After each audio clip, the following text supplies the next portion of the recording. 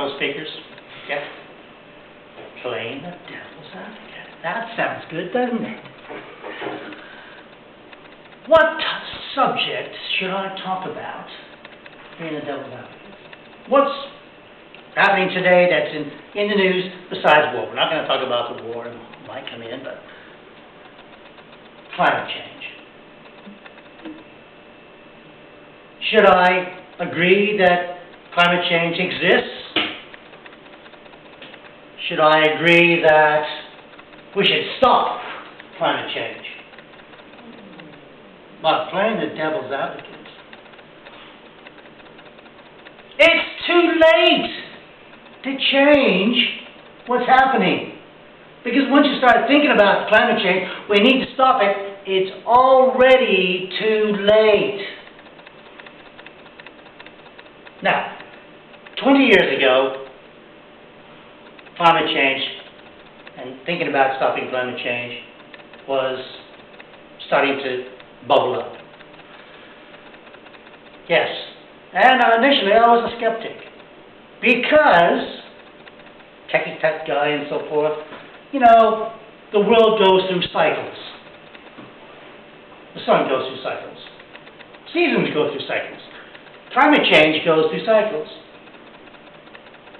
So does the ice sheets move. They come down and they go back. Now, as an airline pilot, I used to fly over Greenland. For 20 years I flew over Greenland. And I have to say, when I first started flying over Greenland, ooh, wow, look at those glaciers down there. Massive, right to the ocean's edge they were.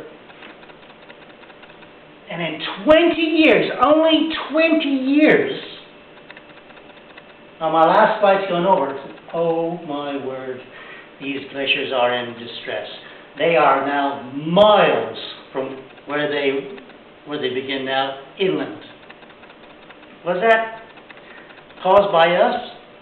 Initially I didn't think so, but now I say yes, it is caused by human interaction with our environment. But I think the focus today is now, we need to stop climate change. But governments,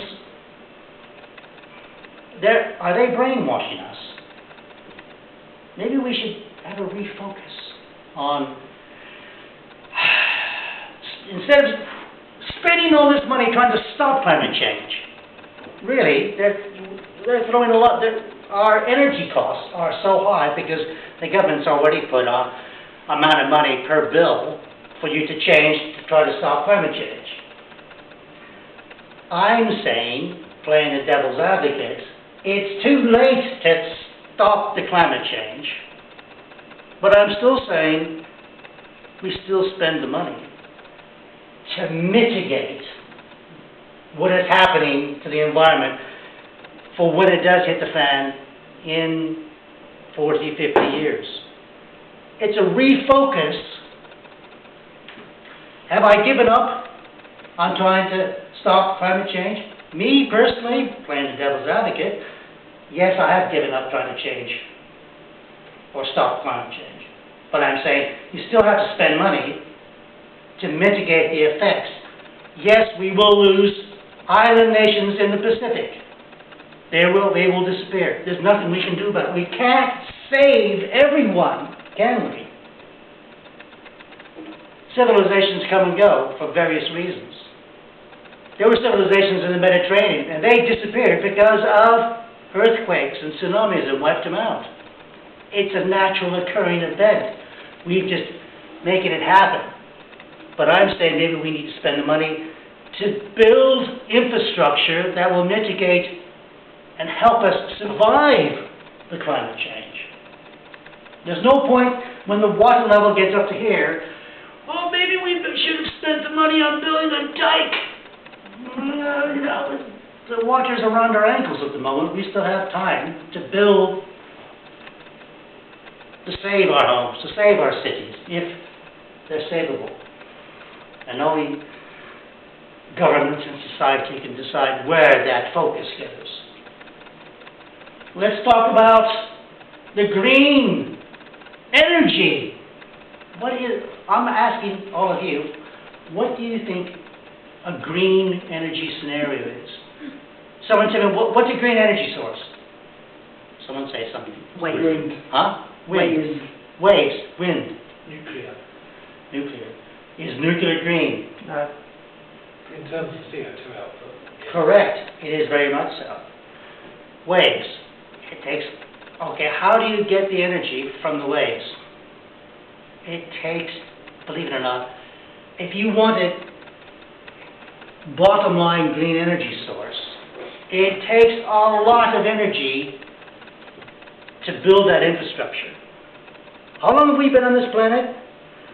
How long has been, when did the industrial age start? 1820, something like that? Somewhere around there. Okay, well that's 180 years it's been around. We can't disassemble what we've started and try to mitigate that in 20 years. Everyone said 2050 is the time we've got to be carbon neutral. It's not going to happen. It's impossible. We already have a dirty infrastructure. Actually, it's pretty damn efficient because the infrastructure is already there. But it took a lot of energy to get there. Wind energy. All these wind turbines. Where do you think where's the energy coming from to build the wind turbines? I'm sorry, but the coal-fired station is still here. We need coal production to produce the energy to make the windmill and the wind turbines. Because there aren't enough wind turbines to generate enough to self-replicate. So we're going to have to still use coal. We're still going to have to use nuclear.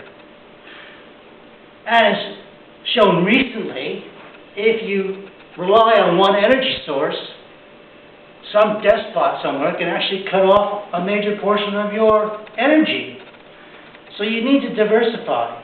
But there is no real such thing as green energy because you have to use the dirty energy to make it in the first place.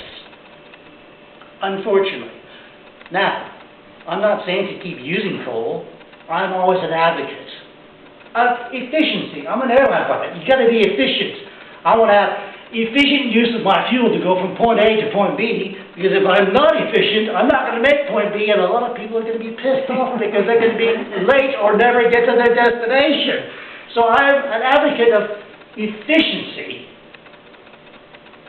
but don't count on just one energy source. And I love being the devil's advocate.